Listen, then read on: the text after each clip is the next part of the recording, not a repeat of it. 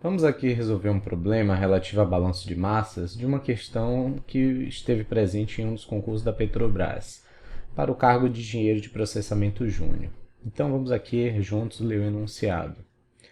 Uma coluna de destilação contínua é usada para separar 800 kg/h de uma corrente chamada de F de uma mistura ternária com as seguintes frações mássicas: Z1 igual a 0,4, Z2 igual a 0,1, Z3 igual a 0,5. Então temos três componentes, 1, 2 e 3.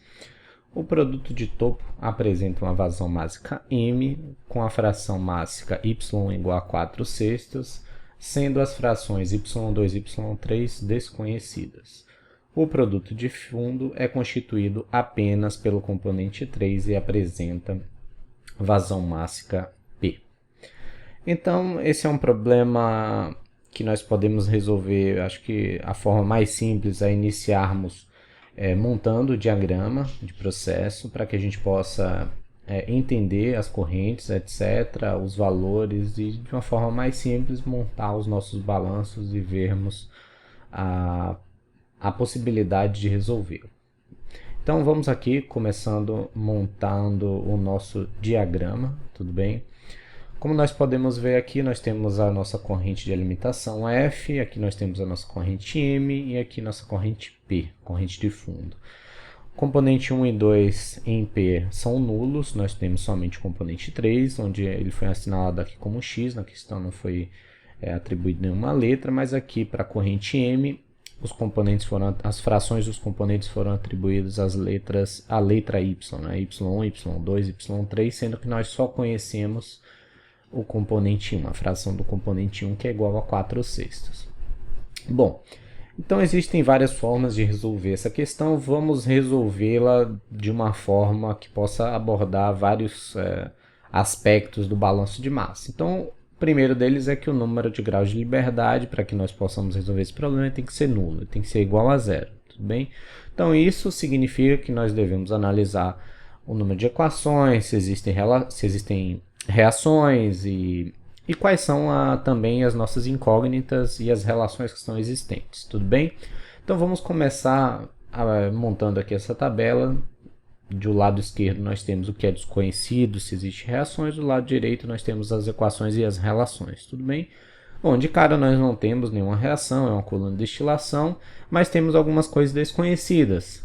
Nós temos aqui, podemos ver claramente o M de 1, o Y2, o Y3 e o P, né? Então nós temos aí 4 incógnitas, então 4 variáveis desconhecidas.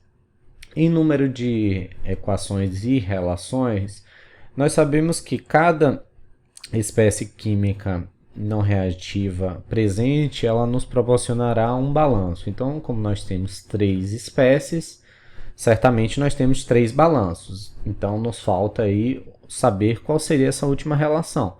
Mas nós sabemos também que para essa corrente M, o somatório das frações dos componentes 1, 2 e 3 ele tem que ser igual a 1. Então nós temos também essa relação. Como consequência, nós temos aí 4 incógnitas, mas também nós temos 4 equações e podemos resolver esse problema.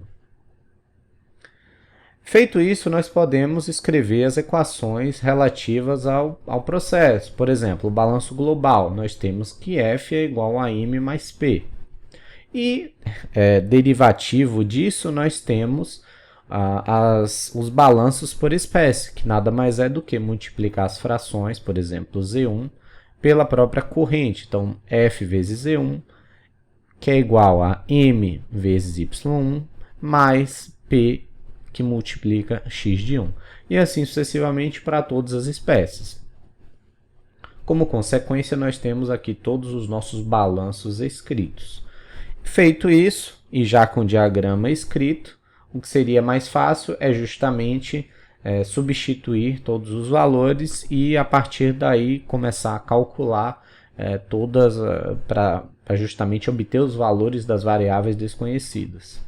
Então, substituindo esses valores, o que é que nós temos? Vamos aqui para o lado de cá, onde os valores já estão substituídos. 800 é igual a M mais P, que é o nosso balanço global. 320, que é justamente a multiplicação de z de 1 vezes f, ou seja, 0,4 vezes 800, que é igual à fração do componente 1 na corrente m, 4/6, vezes a corrente m, mais a fração do componente 1 na corrente p, que é 0, como consequência, esse termo aqui ele não existirá. Além disso, isso se repete para o componente 2 na corrente p, esse termo também não existirá. Nós temos 0,1 vezes 800, z2 vezes f, que é igual a y2 vezes m, que se encontra justamente aqui. Além disso, nós temos agora para a última espécie, a espécie 3, 400, 0,5 vezes 800, que é igual a y3, que multiplica m, mais 1, que é a fração do componente 3 na corrente P, o componente ele existe sozinho nesta corrente, que multiplica a própria corrente P. Tudo bem? Bom, feito isso, nós podemos proceder pelos caminhos onde nos parece mais claro.